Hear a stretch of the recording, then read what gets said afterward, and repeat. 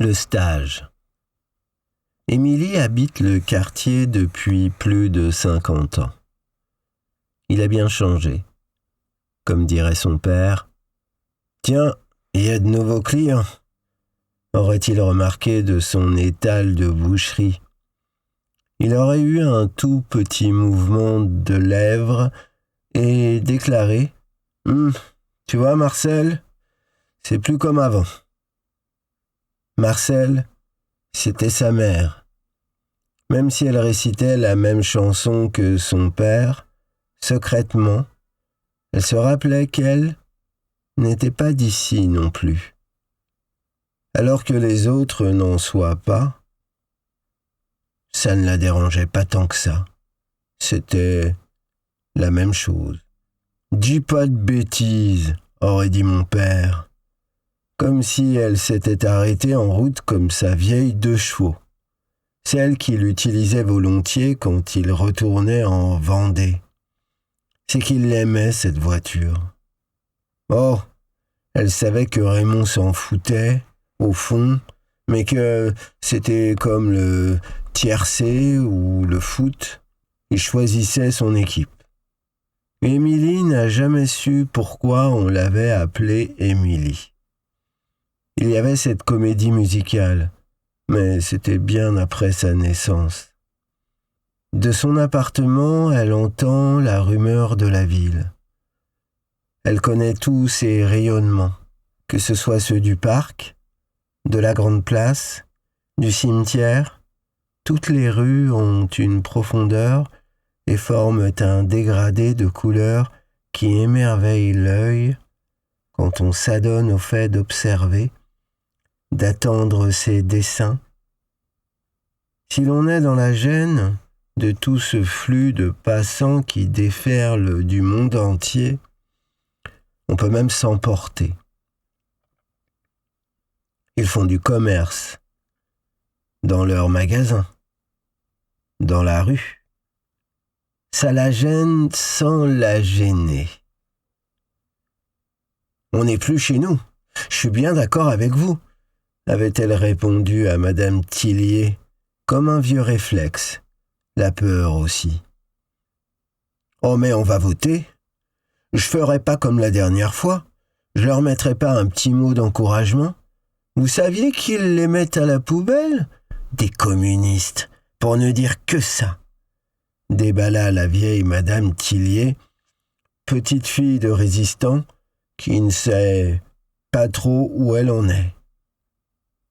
Elle se rappelle le sort qu'on faisait aux pigeons et des beaux films qu'on en a fait. Il n'y a plus de beaux films comme avant, vous ne trouvez pas? C'est la manière de parler qui a changé. Et eux, tous, et puis elle, je peux pas les voir. C'est du Madame Tillier tout craché. Émilie n'en peut plus de passer et repasser devant la porte du salon de coiffure. Elle a peur, c'est vrai. Il y a quelques gens comme elle qui sont entrés. Le patron a le sourire facile. Elle ne craint rien. Plus maintenant, tous Émilie. Parce qu'il faut bien s'adapter à notre temps, hoquette-t-elle. Des petits jeunes ne peuvent s'empêcher de rire. Émilie ne reculera pas devant des non. Elle est entrée dans le salon de coiffure, s'est adressée au patron, a noté toutes les informations et est venue à l'heure pour le stage. Dans la salle de la maison de quartier, elle est la seule personne âgée. Les seuls qui lui ressemblent ont des tatouages. Le patron du salon de coiffure parle depuis 5 minutes. Émilie n'a rien écouté. Il faut qu'elle se détende. Bon, on se lève tous. On va se relâcher. Faire des petits mouvements de détente de la mâchoire et du corps. Émilie fait de son mieux. Les autres membres du stage commencent à ne plus la fixer. Elle se sent un petit peu mieux. « Ah, mais bon sang, t'as pas les yeux en face des trous? T'es bouché ou quoi ?» réplique Émilie, convaincue d'avoir fait son effet. Luc lui adresse un pouce d'encouragement. Les jeunes sont pliés de rire. « Émilie, je suis très content que tu sois venue pour notre stage du parler de quartier, » lui dit Mohamed. « Moi, je suis déçu. » Elle se retourne, puis revient sur ses pas. « Je pensais que vous alliez vous comporter normalement. Au lieu de ça, vous avez joué au singe savant. Qu'est-ce que je suis naïve. »« Hé, la vieille, pour qui tu te prends ?» sort un jeune. « Ouais, Mo est bien gentil avec le 3e âge de t'avoir laissé entrer. » Lance un autre. « T'aurais pu atterrir dans une poubelle du quartier. » Lâche un jeune avec des piercings. « Tu nous prends pour des caricatures à la con? Des bons gens de quartier? Tu sais ce que c'est que notre vie? Allez, retourne dans ton trou et joue de la trompette. » À ce mot, ils se mettent tous à rire. « Non, mais elle m'a chauffé, la grosse. »« T'aurais été un bonhomme, je t'aurais mis une tête. » Dégaine une fille qui lui ressemble, mais qui est beaucoup plus jeune qu'elle. Mohamed applaudit. « Bravo, Émilie. Tu nous as étonnés. »« Non, franchement, c'est pas pour faire genre. T'as bien tenu ton rôle, sourit-il. » Émilie rentre chez elle.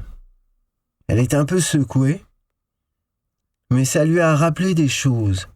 Le quartier d'antan, le parler populaire, les harangues en pleine rue. Ce matin, après avoir très bien dormi, Émilie se promène dans la rue où elle a passé toute sa vie. Elle pense aux jeunes, à ses parents, au stage. Elle sait que si elle y retourne, elle devra aller jusqu'au bout. Le soleil inonde le parc. Elle en a plein les yeux. Puis, il décline. « Ça va me réchauffer, » hoche-t-elle, la tête en regardant au loin. Les gens, l'avenir.